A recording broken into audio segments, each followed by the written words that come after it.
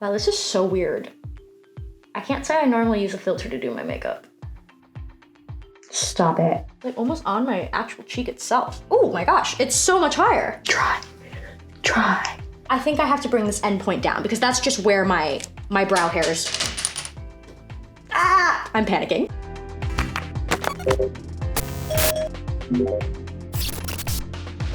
Hi, I'm Jenny, my Mashable's tech reporter, and this is Beauty Hacked, where we dig into the science and tech that makes beauty innovation exciting. The thing that we're playing around with today isn't a physical product, but if you're on beauty TikTok at all, you'll know what I'm talking about. These are the filters by user Grace M. Choi, who is a TikTok filter creator and a beauty expert herself. These filters help you draw your eyeliner, contour your cheekbones, and even pick out shade palettes that best complement your skin tone. We talked to Grace Choi about how she made these specific and very popular TikTok filters and her thoughts on filters as a whole. There's essentially a software program that, say for instance, TikTok provides, and it's called Effect House. And with Effect House, they provide you a face mesh, and this face mesh is sort of a model of a face. And on that face, we use it as a reference to create textures. So I create these textures, and that texture is when I say, for example, my eyebrow grid, that's the texture that I'm creating. And I'm just using this face mesh is my reference face. So the Effect House software kind of morphs that texture to fit your face and then your friend's face and things like that. In terms of the process that I work on to create that texture, let's say doing the eyebrow or the contour texture that I did. So those are kind of just simple grid textures that I did. I'd use Photoshop. Blender is another software for more 3D effects, but I just simply use Photoshop. Essentially, you would just use Photoshop, make the texture, and then you upload it to Effect House, you submit it, and it gets published. And that's it. It's pretty simple.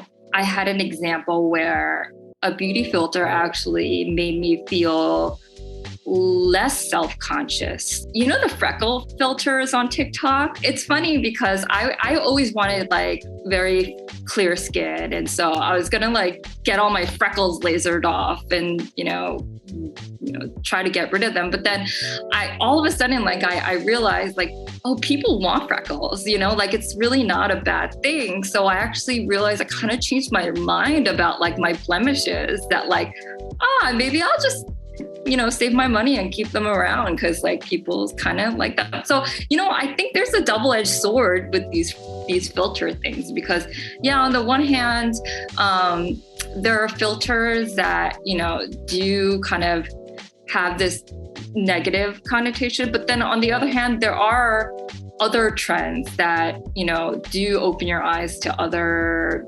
beauty standards or things that were stigmatized before. Makeup is a filter also, right? So, a filter is a filter, but also you could totally change your face with makeup. What is a filter? It's like all these go, what is a filter? And so I think, there's just a general understanding of, realness and fakeness. And I think with TikTok, what I like about it is that when you do use a filter, there's a little box that says, this is what filter you're using. So you can't really like fake that what's real or not real. So, Now, let's put these filters to the test. For the purpose of the demonstration, I'm gonna do a full face of filter-assisted makeup on this side of my face. So we're gonna do eyebrows, we're gonna do a little contour, we're gonna do a little eyeliner, and on this side, I'm gonna do my regular makeup routine. Okay, first, I'm gonna do my eyebrows normally on this side. So, to be honest, I don't have a huge technique or anything when I do my eyebrows. I kind of just follow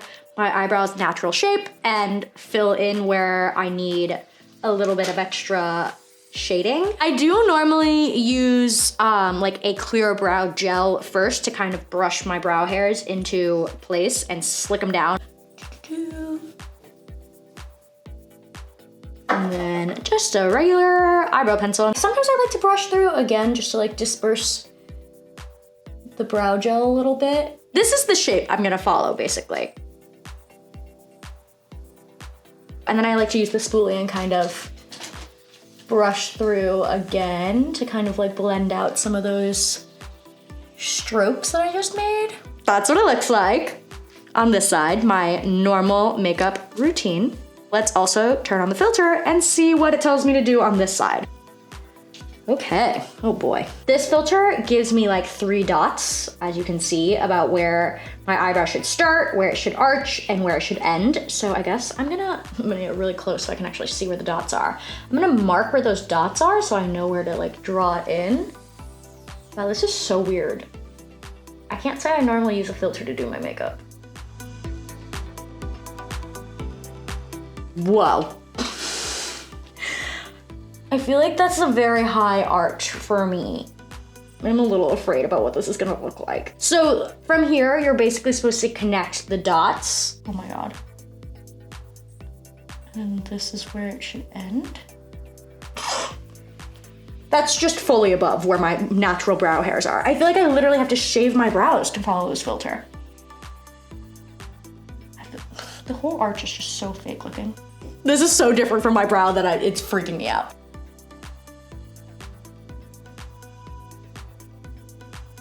Let's look in the filter and see if it matches up.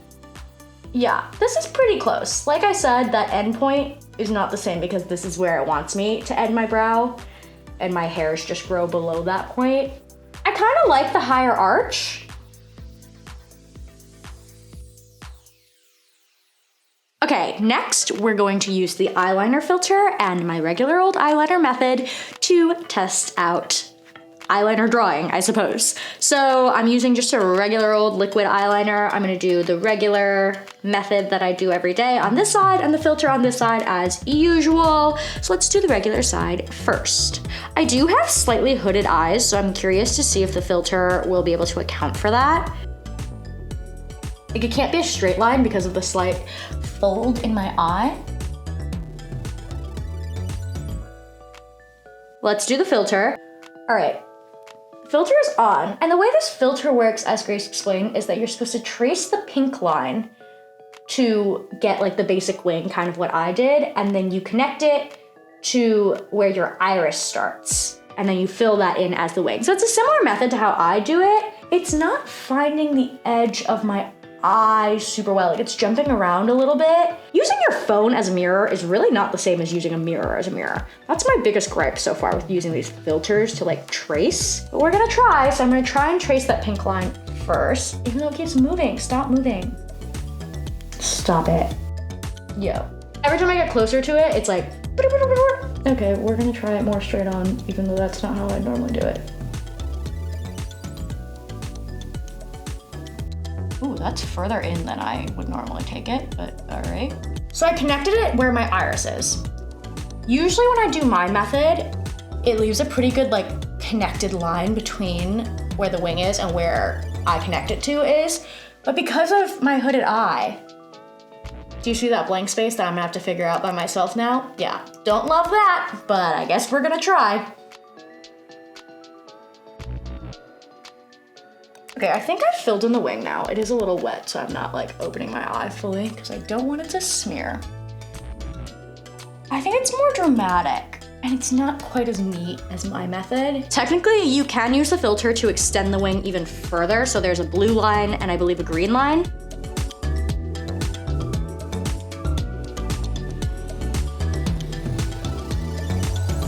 All right, next up, we're contouring the face, which, quick disclaimer, I honestly don't normally contour my face. I'm kind of a bronzer girl. I put bronzer on like a little bit where my cheekbones are to bring them out, but I don't like contour the face to like snatch those cheekbones. So we're gonna try it with the filter again on this side, normal method on this side. Because I don't do it normally, I don't exactly have a normal method, but I'm gonna do it how I would just naturally do it on this side first. So I'm using a contour stick. I think I'm gonna go like here. That's kind of where my cheekbone is, right here.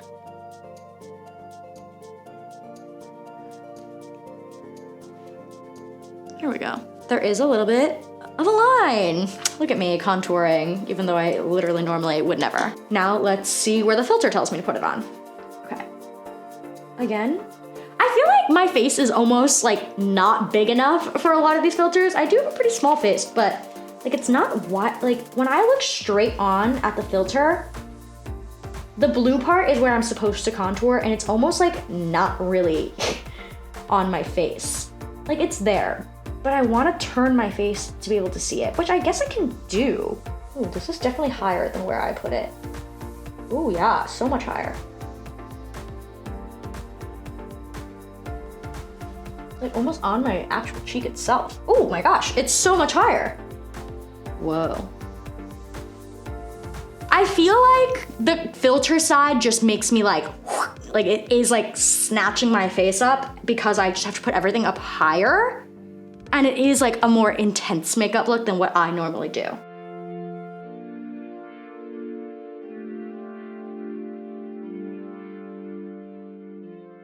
So this is the finished look, filter side, non-filter side, and I'm gonna break down what it was like to actually use the filters overall. I do think some of them are easier to use than others, but on simply the did it work scale, I'm gonna give it a 4 out of 5 because some elements of the filter like couldn't adjust exactly to my face because my face I think is smaller than most people's, but overall I could figure it out and I could adjust to it, so it worked, just not exactly perfectly. Next up, the simplicity scale. How easy were the filters actually to use? Well, compared to my normal routine, it's much more difficult just because it takes more time to fire up a filter, to figure out where it lines up on your face, to actually trace the lines or follow where it tells you to put your makeup. Whereas obviously I am very used to my makeup routine. It's pretty second nature to me to just do what I'm used to doing, and it goes by much quicker. So on the simplicity scale, I think I'm also gonna give it a 4 out of 5.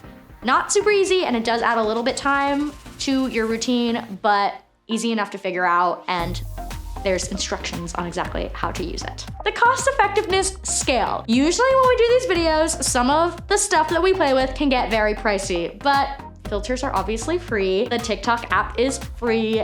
Anyone and everyone with a smartphone can get their hands on this. So actually on the cost effectiveness scale, we love a freebie. 5 out of 5. Heck yeah, love it. And lastly, the coolness factor. How cool did I feel using the filters? I don't know. I guess I felt pretty cool because they are pretty viral on my TikTok feed right now. So I felt like I was participating in the trend. I'll give it a 3 out of 5. Cool in practice, but in product, not drastically different, as you can see. I hope the two sides of my face aren't insanely different right now. For more tech, entertainment, culture, social good, and of course, beauty tech coverage, make sure you keep following along right here with us at Mashable.